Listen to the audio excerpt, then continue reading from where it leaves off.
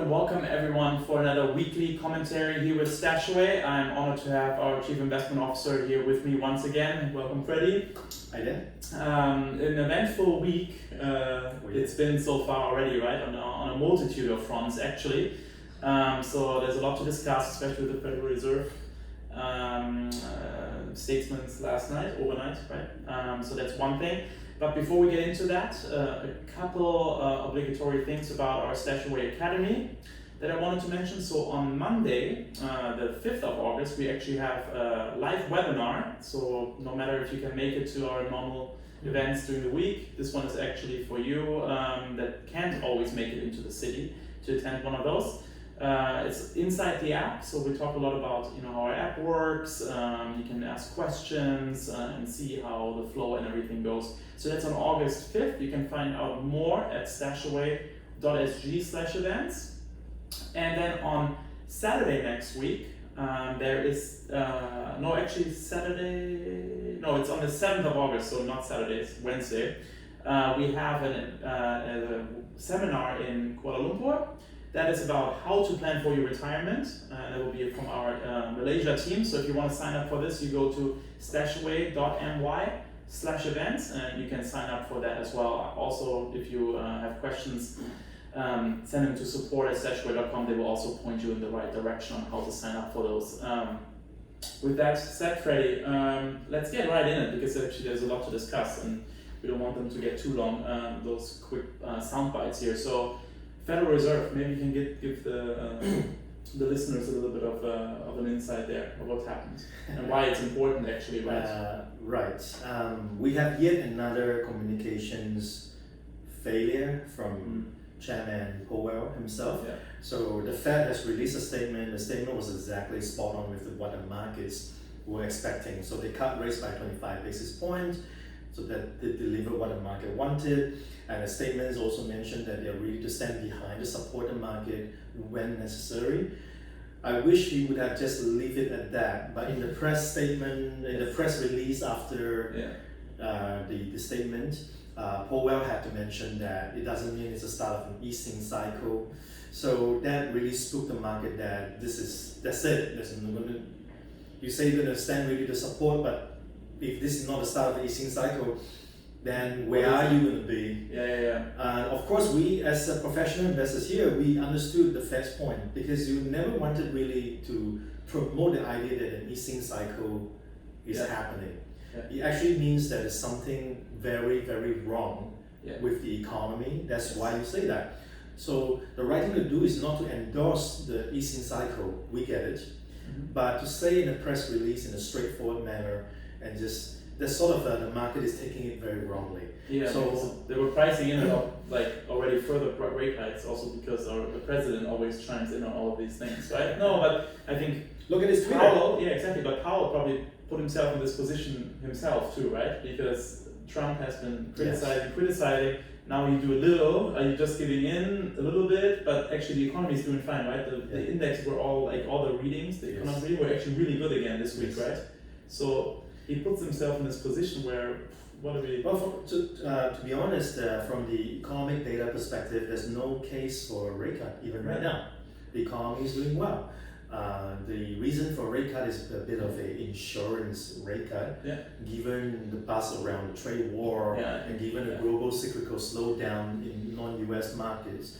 So we get that. But the fact that we would have just leave it at that and things would have been fine. But to say that this is not the start of the easing cycle is sort of a confusing message. But we do understand what the Fed is getting at. And honestly, I think the whole market reaction is overblown. The Fed is going to stand ready to support the market when necessary. But it doesn't seem to be necessary right now. You saw these the earnings are doing really well. US companies, despite the trade war, are not really feeling it. And they showed the consumer data, right? Like American consumers are buying and they're buying a lot. They're spending money, right? So it's actually a very healthy economy still on both fronts, right? On earnings as well as on consumer spending. So summary, our perspective is that market overreacted in the short term as usual. That doesn't have any influence on how we construct and manage a portfolio. This will blow away. And does this have any when the Federal Reserve, because everyone looks up to them, right? If they lower interest rates, does that have any ripple effect on other Federal Reserves or economies? Well, then you get into a situation where countries are competing with each other to reduce rates, because the currency cheapens when one country reduces rates more relative to the other. So then it became a sort of a currency warfare that goes on. That's something that nobody wants. There's no winner. It's a bit like a price war, right? If two persons selling the same product and I'm lowering my price and you are doing the same, eventually it all goes down to zero. Nobody wins, right? So we want to avoid that situation. And so Powell didn't do anything wrong. I think it's just a communications failure. Communication error, yeah, exactly. Okay, well, move on. I think that's as much to say about this, and maybe next week when we sit together we can kind of see how has the market reacted. It's not a one-day thing, right? So let's see actually next week how it actually is all absorbed. The next thing we haven't talked about for a while because there was nothing really to talk about, Brexit, right? But it's coming up again, obviously. The deadline is still a couple of months away. But Boris Johnson rhetoric now has been ratcheting up, right? Just like his big brother, Donald Trump, right? So he's using the same tactics. Well, you've got a mini Trump in the Brexit situation right now. Yes. But so he's been meeting with a lot of like the lawmakers of the other countries that are in the United Kingdom, right? Scotland, Wales, Ireland, one of the big things. And the pound is losing value. And everyone is going on holiday in the UK right now, so everyone is feeling it, right? Actually, my brother-in-law was just telling me, because we're all meeting in Spain later on in the year, right? Everything's getting a lot more expensive now. So for them... Well, cheap for us in Singapore. Right? Correct, but yes. So anything on Brexit and kind of where that stands and how does it impact us? Well, I don't know whether it's a strategic negotiation tactics, but it is true that the Irish border backstop was the reason why Brexit could not happen under Theresa May's watch. And the backstop may risk permanently sticking Britain in with the EU for a very long time. Now, for the hardliner on Brexit like Boris Johnson, obviously the backstop is not a component that you want to hang over your reign. And so, but he's gone very vocal and very hardline about it and say, if you have the backstop on the Irish border, there will be no Brexit. We want Brexit, we're going to deliver to what we promised to the people, so I don't care about the backstop. So there very well might be a hard border again where there's immigration checks between the northern and Ireland, and that would sort of be quite negative in terms of trade flows, in terms of convenience of how people are interacting across the border. But Johnson effectively say, well, that's the Irish and the EU's problem to resolve it. Britain don't care, we're going to deliver Brexit. That's kind of what driving the pound down right now too, right? It's slowly pricing in that hard deal scenario, right?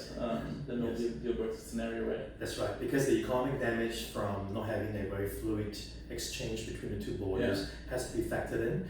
But again, I think the market also sort of overreacted in the near term. It's quite usual to assume that. And so, but however, the more the rhetoric comes, the more the market will overreact at this phase, right? So into October, is it October 31st? October 31st, Into October 31st, continue to expect a more volatile pound. Things will only get more clear when we get closer to it. And I think by next week we already know a little bit more, because I think the guy who has to unfortunately deal with the EU on this thing is actually meeting them this week in Brussels, right? So let's see. So already US Congress has already cautioned the British that there may be no trade deal if you have a no deal Brexit. Especially on the Irish. Especially on the Irish border. So it seems like a non-negotiable thing actually for everyone except the UK. Except Boris Johnson right now, because the Europe already said they will not change the deal, no matter who comes now, right? And this backstop is elemental to peace over there too on the Irish island. Well, I sort of think that maybe it's now up to Boris, but also perhaps EU, because technically EU can always renegotiate, but you don't want to make an example out of UK's situation. Correct. So others follow suit. Exactly. And then it's breaking up the EU, right? So I think this is not going to end. It's hard to tell where this is going to go. It's going to make for some interesting debates. So again, if you don't have a very global, diversified portfolio and you have a very concentrated sort of investment style, and you happen to be exposed in some ways, then that volatility may continue into October 31st. However, if you are very diversified, then that's really not a problem. Yeah, you won't. There's not much to feel in your portfolio overall. Okay, thanks, Freddy. I think finally, before we close it up here, we had some exciting news this week, right? I'll let you tell the audience a little bit more about it. So, well, as you have known from the media, StashAway has closed its Series B funding. It's $12 million of funding, and it's led by A Road Venture, which is an investment arm of Fidelity International. So we're very excited to have a super prestigious, super experienced investor on our board.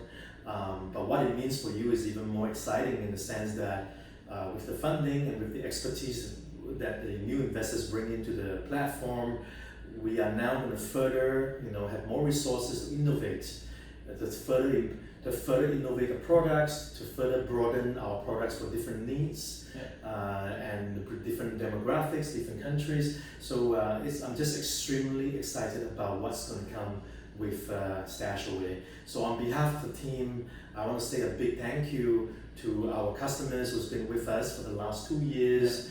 And I just want to thank you for having the investment journey through with us. So thank you very much, and we are excited to continue to bring you more in coming months and quarters. Exactly. No, thank you. Well said, Fred.